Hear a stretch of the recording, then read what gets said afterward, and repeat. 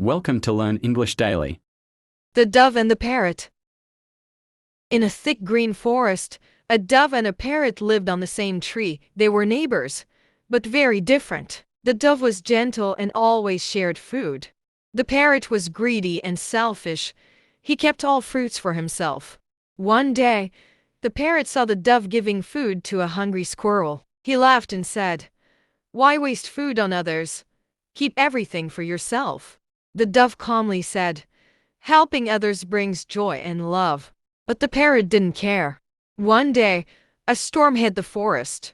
The parrot's side of the tree broke and his nest fell. All his food got wet and washed away. The parrot was cold, hungry, and sad. Seeing this, the dove called him over and said, "Come, you can stay with me." The parrot was shocked. "Even after I was rude, you helped me?" The dove smiled and said, "Kindness is for everyone, even those who make mistakes." From that day, the parrot changed. He became kind, generous, and they both shared everything. Moral of the story: Kindness can change even the hardest hearts.